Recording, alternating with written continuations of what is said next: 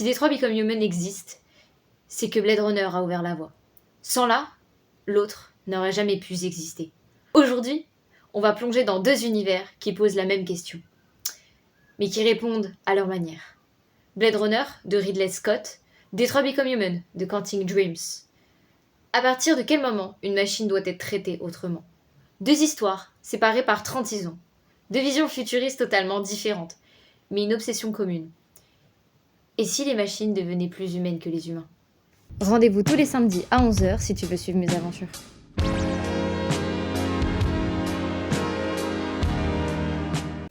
Blade Runner, le film de Ridley Scott, est sorti en 1982. Il est inspiré du livre de Philip K. Dick, Est-ce que les androïdes rêvent de moutons électriques? L'histoire se déroule en 2019. Les humains sont partis vivre sur Mars. Très peu sont encore présents sur Terre. Le monde est dominé par une entreprise, la Tyrell Corporation. Cette compagnie fabrique des êtres artificiels, appelés réplicants. Ce ne sont pas de simples robots, ce sont des êtres humains artificiels. Ils sont créés par ingénierie biomécanique et biologique en laboratoire à partir de cellules synthétiques. Ce sont littéralement des êtres vivants, mais conçus comme des produits. Ils ont des rôles attribués, comme soldats, prostituées, travailleurs forcés. Ils sont programmés pour vivre très peu de temps, souvent 4 ans maximum. Parce que plus ils vivent longtemps, plus ils développent des émotions, des désirs, des rêves. Et ça, pour leur créateur, c'est dangereux. Parce qu'un androïde qui ressent la peur, la colère, l'amour devient incontrôlable. Et surtout, s'ils se révoltent, ils sont déclarés hors service. On les exécute. On appelle ça les retirés. Le héros du film, Rick Deckard, c'est un Blade Runner, un flic chargé de retirer les réplicants rebelles, c'est-à-dire de les tuer. Un groupe de réplicants très avancés, les Nexus 6, s'échappe et retourne sur Terre. Leur objectif, trouver leur créateur et leur dire qu'ils ne veulent pas juste vivre 4 ans. Parce qu'au bout de 4 ans, un androïde il se révolte et obtient de vrais désirs et peut-être de vraies émotions. Parce qu'en 4 ans, ils ont développé cela. Ils refusent d'être traités comme des objets. En parallèle, Deckard rencontre Rachel, une réplicante, mais plutôt particulière. Elle ne sait pas qu'elle est réplicante. Dans sa tête, on lui a implanté des souvenirs appartenant déjà à quelqu'un. Alors, elle pense être humaine. Plus l'histoire avance, plus Deckard doute. Et si les réplicants étaient plus humains que les humains? Detroit Become Human, sorti en 2018, raconte une histoire se passant en 2035. Les androïdes sont des assistants. Ils font le ménage, gardent des enfants, travaillent à l'usine. Ils ressemblent à des humains, mais ce sont des machines, avec du sang bleu, peau synthétique, des programmes obéissants. Ils n'ont pas d'émotions ou ne sont pas censés en avoir. Mais certains androïdes deviennent déviants. Ils ressentent de la peur, de la tristesse, de l'amour. Ils se mettent à désobéir. L'histoire suit 3 personnages, chacun respectant un aspect de cette révolte. Connor, un androïde spécialisé dans la chasse aux déviants, alors qu'il devient peut-être l'un d'entre eux.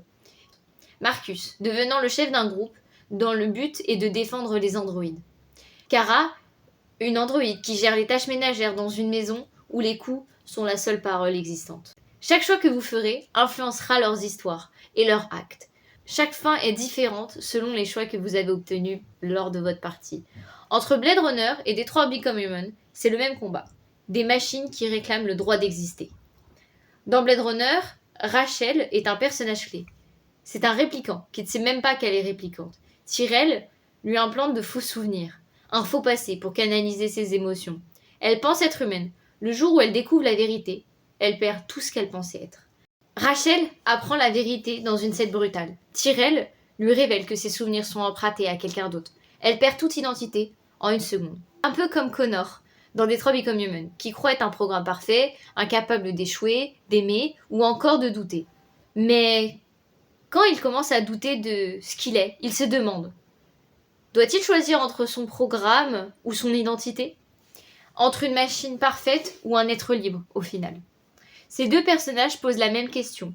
Si quelqu'un vous a donné de faux souvenirs ou des indications, êtes-vous quand même réel? Dans Blade Runner, le leader, Roy Batty, est un révolutionnaire. Il se bat pour survivre. Il ne veut pas détruire l'humanité, il veut juste exister, plus que 4 ans. Dans Detroit Become Human, Marcus devient le symbole d'une révolution, plus large, un peuple d'androïdes qui revendique la liberté, les droits civiques, la reconnaissance sociale. Les deux œuvres abordent la même question, mais là où Blade Runner reste intime, presque philosophique, Détroit devient politique, social, révolutionnaire. Tu le sais peut-être pas, mais plein de scènes de Detroit Become Human sont inspirées de scènes se passant dans Blade Runner. Ce sont des hommages directs au final. Dans Blade Runner, le test Voight-Kampff, pour détecter les émotions et savoir si on est un répliquant ou pas, et ben dans Detroit Become Human, ça ressemble à l'interrogatoire que l'on fait subir aux déviants lorsqu'on est Connors. Les répliquants qui se réfugient chez Sébastien dans un manoir rempli d'automates. Dans Detroit Become Human, les déviants cachés vont dans l'atelier de Zlatko ou encore à Jericho. Même la phrase culte de Roy Batty à la fin du film, c'est une étrange expérience d'avoir peur. Voilà ce que c'est d'être esclave. On pourrait la mettre dans n'importe quelle bouche de n'importe quel androïde dans Detroit Become Human. Que ce soit Kara, que ce soit Connors ou encore Marcus. Detroit Become Human, c'est pas juste un hommage moderne à Blade Runner.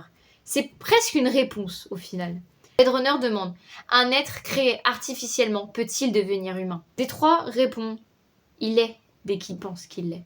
Blade Runner dit, l'émotion rend une machine dangereuse.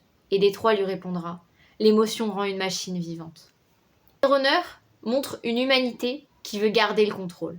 Détroit montre une humanité qui perd le contrôle face à eux et qui fait face à son reflet au final.